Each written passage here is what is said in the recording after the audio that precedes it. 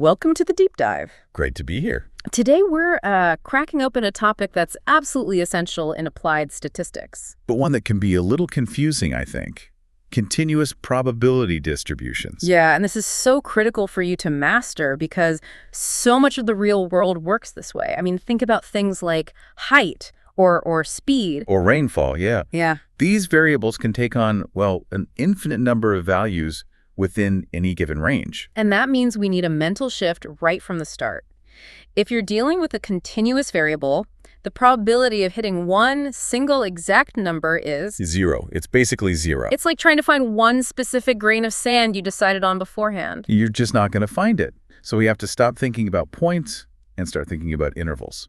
Probability in this world is all about the area under the curve. That area is everything. So our mission today is to give you the playbook for that, focusing on the two big ones you have to know, the normal distribution. The z-score. And its very important companion, the t-distribution. And crucially, knowing exactly when to use one over the other. So let's start with the champion, the one you see everywhere. The normal distribution. The classic bell curve. Exactly. I mean, if you measure enough things in the world, heights, test scores, scientific measurements, the data just tends to fall into this shape. What makes it so dominant in statistics? Well, it really all comes down to a super powerful idea called the central limit theorem. CLT. Right. And to put it simply, it says that even if your original data is, not perfectly normal, if you take big enough samples from it, the distribution of the means of those samples will almost always look like this perfect bell shape. It's why it's so fundamental for making inferences. Okay, that makes sense. It's almost unavoidable then. So let's talk about the curve itself. What actually defines it? It's surprisingly simple. Just two things, and only two things. Okay. First, its location, its center, is set by the population mean. We call that mu.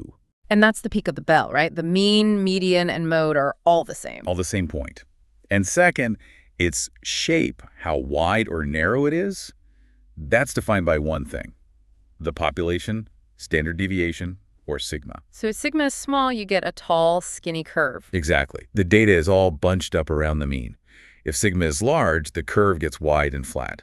Lots of spread. But every data set has its own mean and standard deviation. How do we compare, say, tire mileage with test scores? They're on completely different scales. That's where standardization comes in. It's like a universal translator, and it brings us to what's called the standard normal distribution. Or the z-distribution. Or the z-distribution. Ah. This is our benchmark. It's a perfect normal distribution with a mean set to 0 and a standard deviation of exactly 1. N01. That's the 1. And you convert any value x from your data into a z-score with a simple formula. It's z equals your value, x, minus the mean, mu, all divided by the standard deviation, sigma. Right. And what that z-score tells you is just how many standard deviations away from the mean your specific point is. Okay, let's make this real. We got this Greer Tire Company scenario.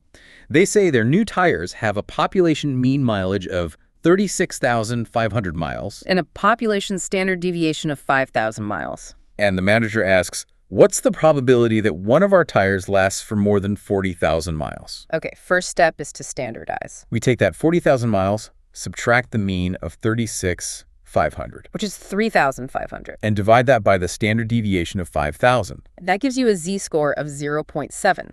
So that mileage is 0.7 standard deviations above the average. Now, what do we do with that z-score? Now we use our tools. In Excel, for example, there's a function, normSdist. You give it the z-score, 0.7, and tell it you want the cumulative value. And that function gives you the area to the left of that point. Always to the left. It returns 0.7580. So just under 76% of tires last less than 40,000 miles? Exactly. So to get the probability they last more, you just do 1 minus that number. 1 minus 0.7580 gives us 0.2420. So about a 24% chance. That's actually really fast. It's incredibly efficient. Now, let's flip it. This is a common business problem. Okay. Greer wants to set a mileage guarantee, but they don't want to replace more than 10% of the tires.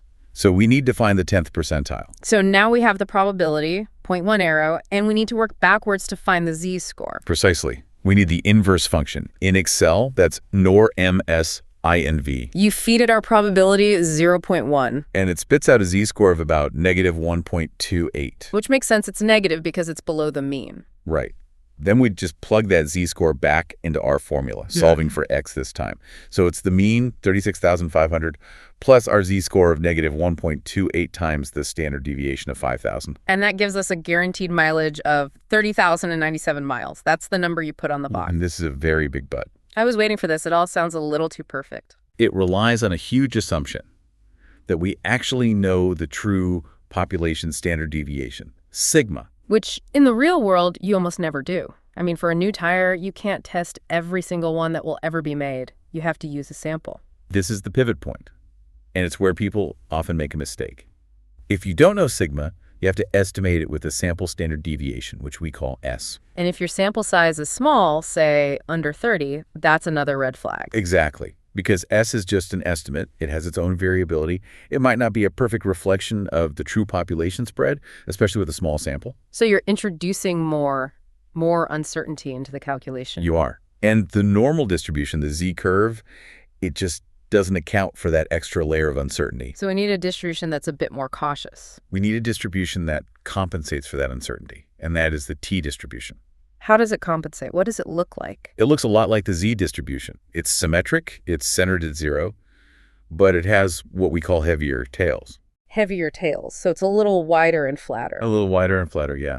It's basically saying, hey, since we're just estimating the spread, we have to assume that extreme events are a little more likely. There's more probability out in tails. And its shape isn't fixed, which I think is really key here. That's the crucial part. The shape of the t-distribution depends on your sample size through something called degrees of freedom. Which is just the sample size minus 1 and minus 1. Right. So a very small sample means very few degrees of freedom, which gives you a very wide, flat curve with really heavy tails. A lot of caution built in. A lot of caution. But here's the cool part. As your sample size gets bigger, as your degrees of freedom increase, the t-distribution starts to look more and more like the Z-distribution. Exactly. Yeah. Once you get above 30 or so degrees of freedom, they become practically identical. Okay, so let's go back to Greer tire, but this time, let's be more realistic.